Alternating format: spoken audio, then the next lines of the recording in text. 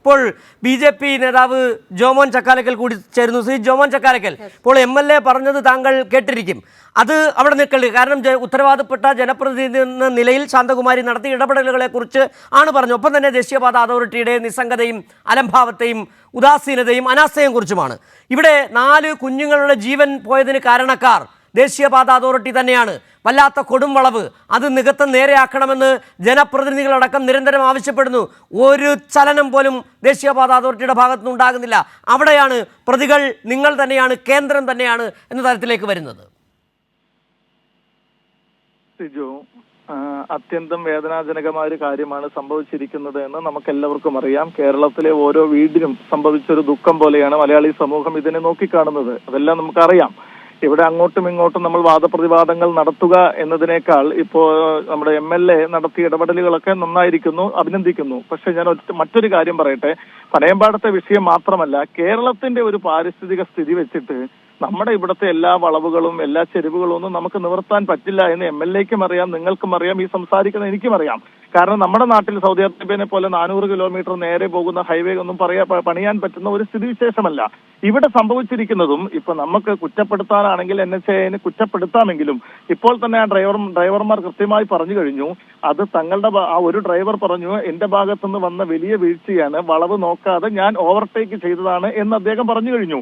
മാത്രവുമല്ല, ഇവിടെ ശാശ്വതമായൊരു പരിഹാരം നമുക്ക് ഇപ്പോൾ ഒരുപക്ഷെ ഈ പനയമ്പാടത്തെ ശാശ്വതമായ പരിഹാരം എത്രയും പെട്ടെന്ന് കാണട്ടെ. എങ്കിലും നമ്മുടെ എല്ലാ റോഡുകളും നമ്മുടെ എല്ലാ വളവുകളൊന്നും നിവർത്താൻ പറ്റുന്ന ഒരു പാരിസ്ഥിതിക സ്ഥിതിയല്ല ഇവിടെ ഉള്ളത്. ഇവിടെ NHAI എത്രയോ സ്ഥലത്ത് നിവർത്താൻ വേണ്ടി എന്തൊക്കെ പദ്ധതികളുമായി മുന്നോട്ട് വന്നപ്പോ നമുക്കറിയാലോ, ഇവിടെ എത്ര ചുവന്ന കൊടികൾ എവിടെയൊക്കെ ഉയർന്നിട്ടുണ്ടെന്ന് ഞാനും നിങ്ങളുമൊക്കെ കണ്ടതല്ലേ. ഇവിടെ വികസനം ഇത് പാരിസ്ഥിതിക പ്രശ്നമെന്ന തരത്തിലേക്ക് താങ്കൾ വേറെ വ്യാഖ്യാനിച്ചു പോകേണ്ടതില്ല. ഞാൻ വേറൊരു കാര്യം ഇപ്പോൾ നമ്മൾ സ്ക്രീനിൽ ഒരു കാര്യം കാണിക്കാം. ഇന്നലെ കേന്ദ്ര മന്ത്രി നിതിൻ ഗഡ്കരി, ഉപരിതല ഗതാഗത മന്ത്രി നിതിൻ ഗഡ്കരി ലോക്സഭയിൽ പറഞ്ഞൊരു കാര്യം ഞാനൊന്ന് വായിച്ച് കേൾപ്പിക്കാം താങ്കളെ. അദ്ദേഹം പറഞ്ഞത് ഇങ്ങനെയാണ്: ഇന്ത്യക്ക് അപകടങ്ങളുടെ മോശം റെക്കോർഡ്. 2024 പൂർത്തിയാകും മുൻപ് 50% റോഡ് അപകടങ്ങൾ കുറയ്ക്കുമെന്ന് പറഞ്ഞിരുന്നെങ്കിലും കഴിഞ്ഞില്ല. അപകടം കൂടുകയാണ് ചെയ്തത്. അപകടങ്ങൾ സംബന്ധിച്ച് ഏറ്റവും മോശം റെക്കോർഡ് ഏതെങ്കിലും രാജ്യത്തിനുണ്ടെങ്കിൽ അത് ഇന്ത്യക്കാണ്. അപകടങ്ങൾ കുറയ്ക്കാൻ സമൂഹത്തിൻ്റെ പിന്തുണ, ആളുകളുടെ മനോഭാവം, നിയമങ്ങളുടെ ബഹുമാനം എന്നിവ ആവശ്യമാണ്. ഞാനും റോഡ് അപകടത്തിൻ്റെ ഇരയാണ്. മഹാരാഷ്ട്രയിൽ പ്രതിപക്ഷ നേതാവായിരുന്നപ്പോൾ ഞാനും കുടുംബവും സഞ്ചരിച്ച ഒരു ട്രക്കിൽ ഇടിച്ചു കയറി. ഭാഗ്യത്തിനാണ് ജീവൻ തിരിച്ചു കിട്ടിയത്. 2 വർഷത്തോളം ആശുപത്രിയിൽ കഴിയേണ്ടി വന്നു. അദ്ദേഹം നിതിൻ ഗഡ്കരി പറഞ്ഞതാണ് 2024 പൂർത്തിയാകും മുമ്പ് 50% റോഡ് അപകടങ്ങൾ കുറയ്ക്കണമെന്നാണ് കരുതിയിരുന്നത്. പക്ഷേ റോഡ് അപകടങ്ങൾ കൂടുകയാണ്. ഇതൊരു കുറ്റസമ്മതം കൂടിയുണ്ട്. ഈ ദേശീയപാത എന്ന് പറയുന്നത് കേന്ദ്ര സർക്കാരിൻ്റെ ഉടമസ്ഥയാണ്. താങ്കൾ നേരത്തെ ചെറുതായി പറഞ്ഞു പോയ വളവ് എന്ന് പറയുന്നതാണ് ആ പനയങ്കോടത്തെ ഏറ്റവും വലിയ പ്രശ്നം. ആ കൊടും വളവ് തന്നെയാണ്. അത് നേരെയാക്കണമെന്ന് സംസ്ഥാനത്ത് ആ പ്രദേശവാസികൾ, ജനപ്രതിനിധികൾ പറഞ്ഞുകൊണ്ടിരിക്കുമ്പോൾ നിങ്ങൾ എന്തുകൊണ്ട് മുഖവിലക്കെടുക്കുന്നില്ല? ജനങ്ങൾ മരിച്ചു പോകട്ടെ എന്നാണോ കരുതുന്നത്? അല്ല, ഞാൻ അതിന് അത്യന്തം ഗൗരവത്തോടു കൂടെ തന്നെ ഈ വിഷയത്തെ കാണുന്നു. പക്ഷേ ഇവിടെ ഞാൻ പറഞ്ഞു വന്നത് ഇതൊരു ജനറലൈസ്ഡ് ആയിട്ട് എല്ലാവിടെയും നമുക്ക് ഇത്തരത്തിലുള്ള സംഭവങ്ങളുണ്ട്. ഞാൻ പറഞ്ഞു വന്നത് കേരള സർക്കാരും MBD ഒക്കെ മുൻകൈ എടുത്ത് നടത്തേണ്ട മറ്റു ചില കാര്യങ്ങളുണ്ട്. നമ്മുടെ ഹെവി വെഹിക്കിൾസ് ലോഡ് കൊണ്ടുപോകുന്ന ഡ്രൈവർമാർക്കൊക്കെ കൃത്യമായ ബോധവൽക്കരണം വർഷങ്ങളിലൊക്കെ 10-15 ദിവസം എടുത്തൊക്കെ ഇവർക്ക് കൊടുക്കേണ്ട സാഹചര്യമാണ് ഇവിടെ ഉണ്ടായിരിക്കുന്നത്. കാരണം ഇവിടെ ഞാൻ ഇനിയും പറയുന്നു, ഇനിയും ഒരുപാട് വളവുകളുണ്ട്. ഇവിടത്തെ നമുക്ക് എത്ര വീടുകൾ പൊളിച്ച് നിവർത്താൻ പറ്റും? നമുക്കിവിടെ ഈ ഹൈവേ മാത്രമല്ല, ഇവിടെ കോൺക്രീറ്റ് ആയിട്ട് നമ്മുടെ മുമ്പിൽ ഒരു വിഷയമുണ്ട്.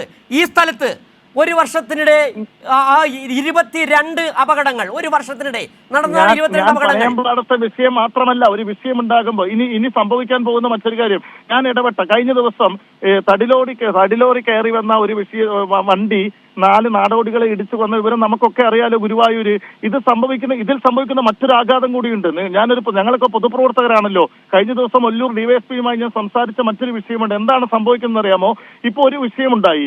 ഇനി സംഭവിക്കുന്നത് 2-3 ദിവസം, അടുത്ത 2-3 ദിവസം പോലീസ് വളരെ ജാഗരൂകരായി കിട്ടുന്ന എല്ലാ വണ്ടികളെയും പിടിച്ച് ഫൈൻ അടിക്കാൻ പോവുകയാണ്. കഴിഞ്ഞ ദിവസം സംഭവിച്ചാണ്. നമ്മുടെ നാട്ടിലെ ആളുകൾ രാവിലെ, ഞാൻ ഇടപെട്ടൊരു വിഷയം ഞാൻ പെട്ടെന്ന് ശ്രദ്ധയിൽ കൊണ്ടുവരട്ടെ. രാവിലെ നമ്മുടെ നാട്ടിലെ ആളുകൾ മരമൊക്കെ മുറിച്ച് ഒല്ലൂര് പോലെയുള്ള സ്ഥലങ്ങളിൽ സ്ഥലങ്ങളിൽ കൊണ്ടുപോയി ഇത് വിൽക്കും. 15,000 രൂപ മാത്രം വിറ്റാൽ, മുഴുവൻ ചെലവും കഴിഞ്ഞ് വിറ്റാൽ കിട്ടുന്ന 15,000 രൂപ ഒരു കൂലിയാണ് അദ്ദേഹത്തിന് മാറ്റിവെക്കാൻ കിട്ടുന്നത്. ആ വണ്ടിയെ പോലീസ് ഒല്ലൂർ SI തടഞ്ഞിട്ട് 7,500 രൂപ ആ വണ്ടിക്ക് ഫൈൻ കൊടുത്തു. ഞാൻ പറഞ്ഞത്, ഒരു ഭാഗത്ത് ഒരു പ്രശ്നം നടക്കുമ്പോൾ മാത്രം ജനങ്ങളെ പിടിയുന്ന മറ്റൊരു സംവിധാനം കൂടെ ഇവിടെ സംഭവിക്കുകയാണ്. ജോമോൻ, ഇത് നിങ്ങൾ പറഞ്ഞുകൊണ്ട് വരുമ്പോൾ ഇതിപ്പോ പോലീസ് പിടിക്കാത്തതുകൊണ്ടാണ്, ബോധവൽക്കരണം നടത്താത്ത തരത്തിലേക്ക് കാര്യങ്ങൾ. ഏതായാലും ജോമോനിലേക്ക്